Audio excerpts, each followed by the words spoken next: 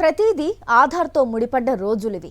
Bus ఎక్కాలన్నా, ప్రభుత్వ పథకాలు అందాలన్నా, బ్యాంకులో అకౌంట్ తీసుకోవాలి అన్నా, రైతులు విత్తనాలు కొనాలన్నా, ఆఖరికి విద్యార్థులకు కాలేజీలో సీటు రావాలన్నా ఆధార్ కార్డు కావాల్సిందే. అందులో అన్ని వివరాలు మ్యాచ్ కావాల్సిందే. ఆధార్లో వివరాలు మ్యాచ్ కాకపోతే అంతే సంగతులు, తిప్పలు తప్పవు. ఆధార్లో వివరాలు నమోదు కోసం ప్రజలు పడుతున్న ఆధార్ అవస్థలపై సాక్షి స్పెషల్ ఫోకస్. నిత్య జీవితంలో ప్రతి ఒక్కరికి ఆధార్ కార్డు అనివార్యంలో భాగంగా మారింది. సో ఆధార్ కార్డు లేనిదే ముఖ్యమైన పనులు జరగని రోజులు ఇవి. సో అలాంటి ఆధార్ కార్డులో చిన్న పొరపాట్లు వచ్చినా, లేదంటే ఆధార్ కార్డులో వివరాలను మార్చుకోవాల్సిన పరిస్థితి వచ్చినా ఇంతే సంగతులు. సో ఆధార్ కార్డు కష్టాలపై సాక్షి టీవీ ప్రత్యేక కథనం. ఆధార్ కార్డు కోసం ప్రజలు తీవ్ర ఇబ్బందులు పడుతున్నారు. కొత్త ఆధార్ నమోదు, mobile number update, address, Aadhaar update, biometric మార్పులు వంటి వాటి కోసం గంటల తరబడి క్యూలో నిలబడాల్సి వస్తోంది.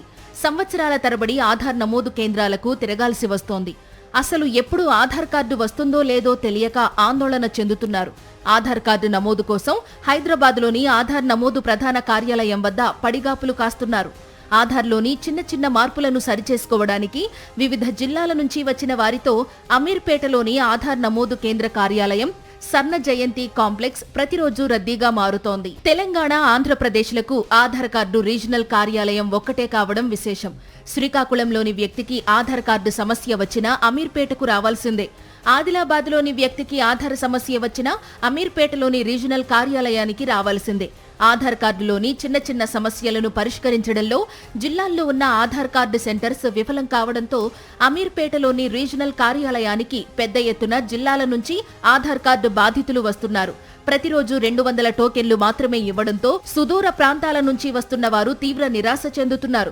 ఉదయం 5 గంటల నుంచి టోకెన్ల కోసం అమీర్పేటలోని ఆధార్ కార్డు రీజనల్ ఆఫీస్ వద్ద పడిగాపులు కాస్తున్నారు. గ్రామీణ ప్రాంతాల్లో ఆధార్ సేవా కేంద్రాలు తక్కువగా ఉండడంతో వృద్ధులు, మహిళలు, దివ్యాంగులు కష్టాలు ఎదుర్కొంటున్నారు.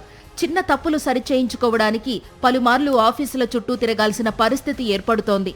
ఖమ్మం జిల్లాకు చెందిన సందీప్ ఆధార్ కార్డు కోసం సంవత్సరాల తరబడి అమీర్పేటలోని కార్యాలయానికి తిరుగుతున్నా ఆధార్ కార్డులో సమస్య ఎక్కడ ఉందో అధికారులు చెప్పడం లేదని ఆవేదన వ్యక్తం చేశాడు. చివరికి పోలీస్ వెరిఫికేషన్, నోటరీతో వచ్చినా కూడా ఇప్పటి వరకు ఆధార్ కార్డు లేదని ఆవేదన వ్యక్తం చేస్తున్నారు. అన్ని రకాల అర్హత పత్రాలు అందించి ఆధార్ కార్డును ఎన్రోల్ చేసుకున్నా ఇక వెరిఫికేషన్ పూర్తి చేసేది ఎన్నడో, ఆధార్ కార్డు వచ్చేదెన్నడో అన్న సందిగ్ధం నెలకొంది. 3 years నుంచి తిరుగుతున్నా ఇక్కడ ఈ ఆధార్ సెంటర్ దగ్గరికి. ఎప్పటి నుంచి పెట్టినా అది క్యాన్సిల్ చేస్తూ ఉన్నారు, తేపకి రిజెక్ట్ అవుతా ఉంది. ఫస్ట్ ఇక్కడికి వస్తేనేమో 45 days తర్వాత మళ్ళీ రమ్మని చెప్పి మళ్ళీ పంపించారు. వెళ్తే మాదాపూర్ దగ్గరికి వెళ్ళా, అక్కడ అప్లికేషన్ పెడితే 6 months వరకు మళ్ళీ పెట్టొద్దు అని చెప్పి ఖమ్మం వస్తుంది అప్డేట్ అది అని చెప్తే ఖమ్మం వెళ్ళా. ఖమ్మంలో 3 months తిరిగాక అది వచ్చింది, అప్డేట్ వచ్చిందిలే కానీ మళ్ళీ ఎంక్వైరీ అవన్నీ చేయించి, పోలీస్ ఎంక్వైరీ, లాయర్, నోటరీ అవన్నీ చేపించమంటే అన్నీ చేయించి పెడితే మళ్ళీ రిజెక్ట్ చేసిరు అన్న. మళ్ళీ రావాల్సి వచ్చింది. ఇప్పటికీ 3 years నుంచి తిరుగుతూనే ఉన్నా. కవల పిల్లలను ఆధార్ సమస్య వేధిస్తోంది. కవలల్లో ఒక్కరికి మాత్రమే ఆధార్ కార్డు నమోదవుతోంది, మరొకరికి అవ్వడం లేదు. ప్రైమరీ స్కూల్ వరకు ఆధార్తో పెద్దగా సమస్య లేదు. కాలేజీకి వెళ్లాలంటే ఎవరి ఆధార్ కార్డు వారికి తప్పనిసరి అంటున్నాయి నిబంధనలు. స్కూల్ డేస్ నుంచి ప్రయత్నం చేస్తే 10th క్లాస్ అయిపోయినా వారికి ఆధార్ కార్డు ఎన్రోల్మెంట్ అవ్వడం లేదు. ఖమ్మం జిల్లాకు చెందిన కవలలు శ్రీహర్షిత, శ్రీనిధి 3 సార్లు అమీర్పేటలోని రీజనల్ కార్యాలయానికి వచ్చినా ఫలితం లేదంటున్నారు. ఆధార్ సేవలను మరింత సులభతరం చేసి ప్రతి మండలంలో సరిపడా కేంద్రాలు ఏర్పాటు చేసి సాంకేతిక సమస్యలను త్వరగా పరిష్కరించేలా ప్రభుత్వం చర్యలు తీసుకోవాలంటున్నారు.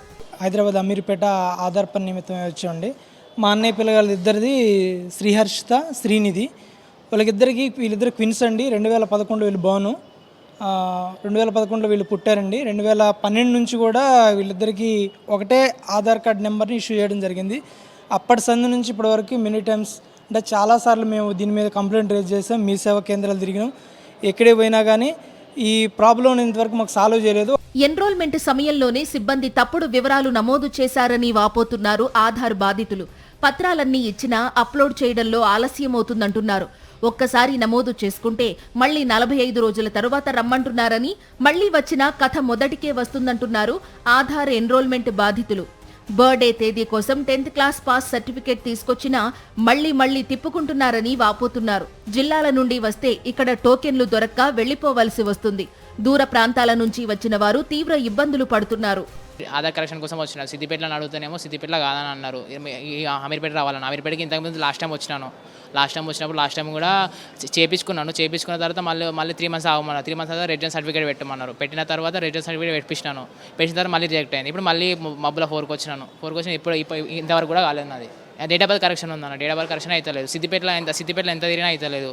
ఆధార్ ఎన్రోల్మెంట్ నుంచి అప్డేట్ చేసే ప్రక్రియను మండలాలు, వివిధ ప్రాంతాల వారీగా ఏజెన్సీలకు అప్పగిస్తున్నారు. ఫింగర్ ప్రింట్స్, కళ్ల నుంచి ఐరిష్ ను పూర్తి స్థాయిలో తీసుకోకుండా ఇష్టానుసారంగా వివరాలు నమోదు చేయడంతోనే ఈ సమస్యలు తలెత్తుతున్నాయంటున్నారు ఆధార్ బాధితులు. సో అమీర్పేటలోని ఆధార్ కేంద్ర కార్యాలయం వద్ద పడిగాపులు కాయాల్సిన పరిస్థితి నెలకొంది.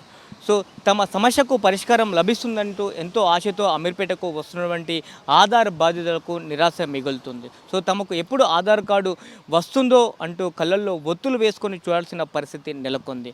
సో 2 తెలుగు రాష్ట్రాలకు ఒకటే రీజనల్ కార్యాలయం ఉండడంతో సో ఆధార్ సమస్యలు మరింత తీవ్రమవుతున్నాయి. వీడియో జర్నలిస్ట్ నాయుడుతో కరెస్పాండెంట్ దిలీప్, సాక్ న్యూస్, హైదరాబాద్ నుంచి.